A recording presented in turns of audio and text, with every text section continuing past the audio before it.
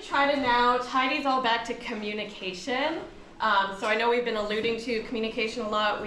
I've been trying to call it interpersonal communication.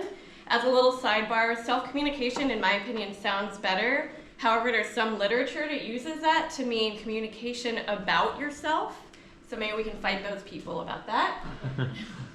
So people have been mentioning Shannon and Weaver. What does that actually mean for those of you who are not communication researchers? So basically, Shannon was working for Bell Technologies, which is how we got telephones, and it was originally for telegrams. And his question was just, how do we get some kind of signal to go from a sender side to a receiver and try to minimize issues such as noise causing the signal to get disrupted? But Weaver extends that sort of into communication just in general, which is debatable, but that's how I'm going to be sort of framing this today. So in my construal of the information theory, which is what this is that there's an information source. Let's say it's my mind. And I'm going to encode an idea that's floating around. Maybe these thoughts are self-communication already, maybe not. But maybe I'll encode them into language. And maybe I'm thinking something verbal that I'm going to say out loud. So I go ahead and do that. I'm creating this channel between us where I'm literally shaking the air with my voice. And there might be some noise, which is often thought about as literal interruptions for that signal. So it could be a dog barking, maybe someone else is talking really loudly. But we could also argue that there could be other types of noise, like mind wandering, other streams of competing information. And then you, receiving that message, will have to decode it, so understanding what I'm saying, and maybe you're getting the words, maybe you're only hearing the modality of my inflection or prosody. And then there's the destination, your mind. So one of the key things here with communication models is we're thinking about what we want as a sender to cause to change in the receiver. We want some kind of behavior to happen, or just an information state change that maybe will bring you closer together, align your values or your goals. So this brings up questions about then, well, if that's communication broadly, what is interpersonal communication? So as Jack mentioned briefly, this is now taking both of those roles and putting them inside you. And that is assuming that information can be accessible to parts of you while being inaccessible to others. So some people argue, well, like, you have information all in the same brain, but even at the low level, so like you can put different images to different eyes and get binocular rivalry.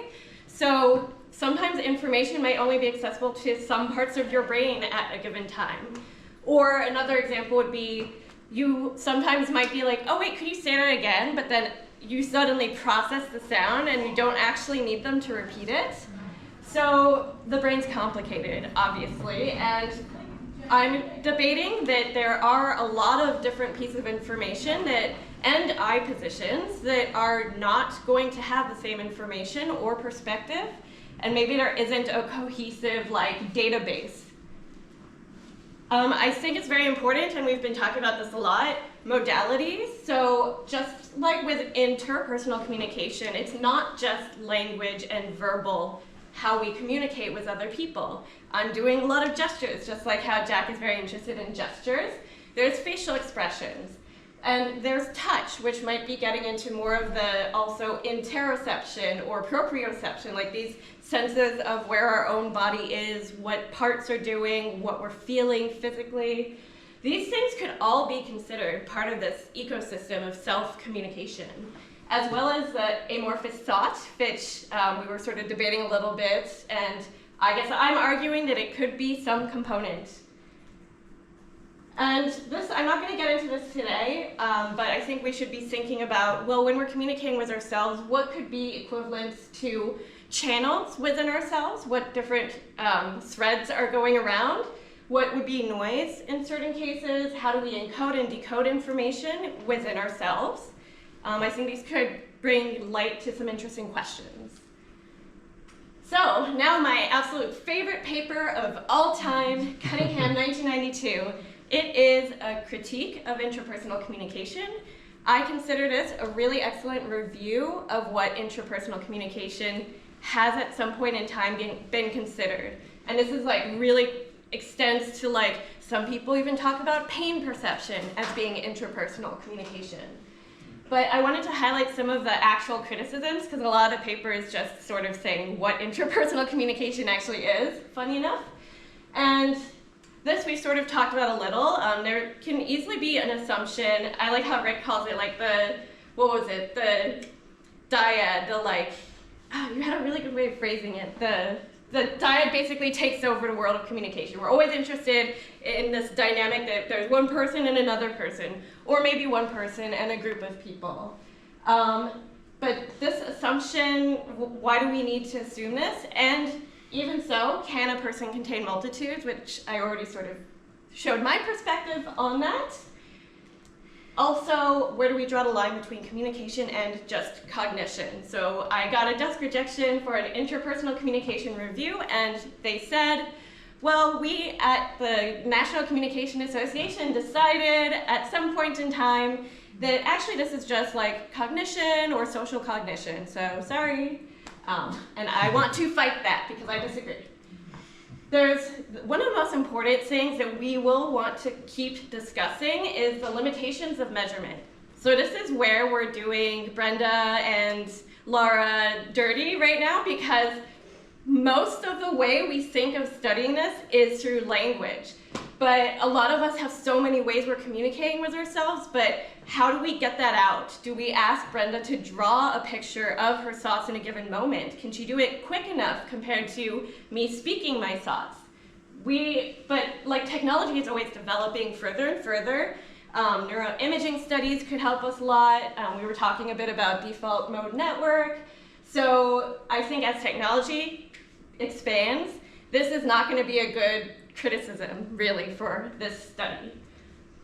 And then, this is a key thing I'm going to sort of get into next, is the role of volition. So we have started talking about this a little. Do you have to actually be consciously involved in some aspect of your own intrapersonal communication? Do you have to know you're sending a message? Do you have to knowingly receive it? And I think this is part of why people like Cunningham don't like this concept, because this vague concept currently includes you being fully unconscious as part of interpersonal communication, which I still like and think there's value. But very quickly, interpersonal communication is very much represented in communication. So this is Web of Science figures. You can just quickly search a phrase. So here it was interpersonal comm in quotes, and see sort of the representation in publications, so what kinds of journals they're published in. But then a lot of the key things we've been talking about today, or yesterday, self-talk, there's no communication there. Private speech, no communication, and same with inner speech, mindfulness. So I'm kind of thinking that actually interpersonal communication is such a good unifying space for all these topics. So why is communication not participating and speaking more with cognitive scientists, philosophers, mathematicians, and so on? I'm going to skip this stuff, but it's basically an argument for why this could be even evolved for our adaptive benefits. But okay, let's skip that. Quick arguments in favor.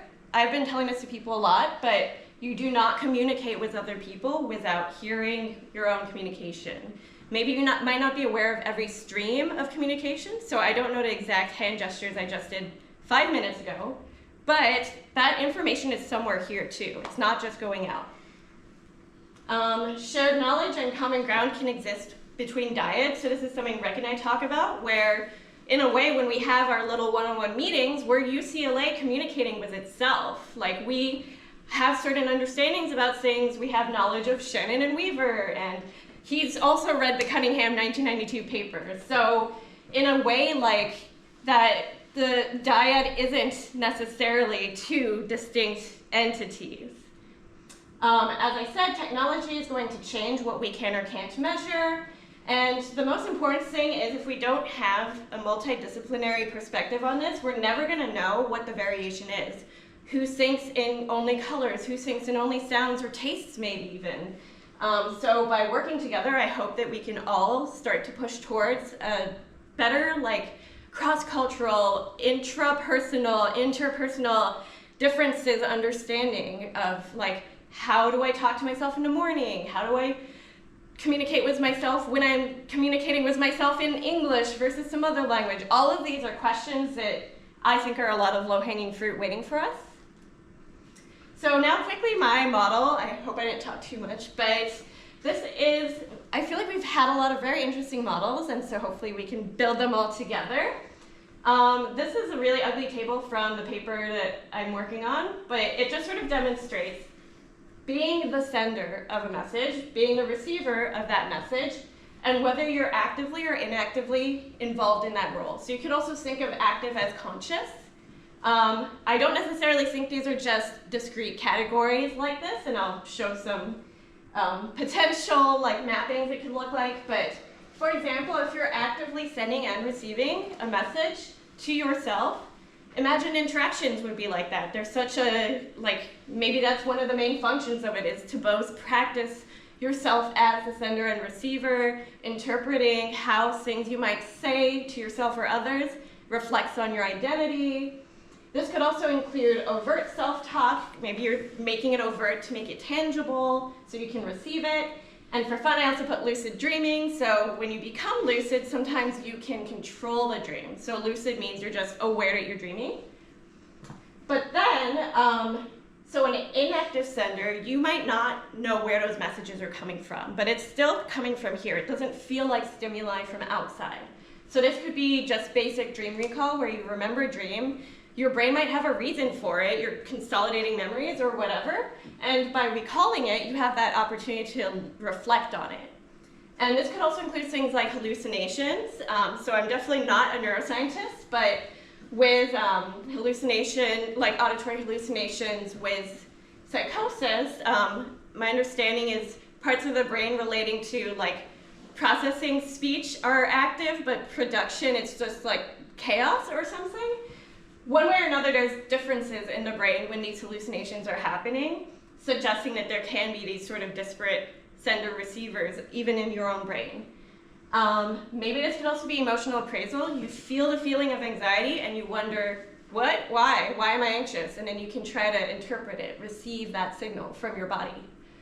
I think being an active sender and inactive receiver is maybe one of the more debatable ones. I feel like the way I can imagine it best is actually through the transition out of that quadrant. So you might know you're thinking about something, and then you become aware. Oh yeah, 5 minutes ago I was thinking about pizza. We keep talking about food, so why not? But in that moment, you might not have been hearing pizza or seeing pizza, but you can suddenly realize later, I was thinking about it. So that's a debatable quadrant. And then this last one, where you're inactive in both, this might be where we start to feel is that cognition? And these are things like dreams you don't recall, because the idea is we are still dreaming even if you don't remember it. And it still has a role in the pathways that you might travel in your thoughts as you mentally forage later on. Perhaps even things like implicit associations or biases could fit in here. But part of the reason I think these things are still actually intrapersonal communication is they can move from that space. They can become activated in your sender-receiver position. But it's a question also of, if we do try to draw a line between just cognition and communication, does it look like this? So is it about being the active receiver? Is that the more important thing that makes it feel like communication to the self? Well, if you're not receiving it, that's just cognition happening. Could it be something more like this, where if you're just not active enough in either, then that kind of doesn't count. But once you have enough of it, then you're suddenly communicating with yourself. Or do you have a different idea of what this might look like? And I think that is, my last slide. So I'll leave this up in case people want to give feedback on that. But yeah.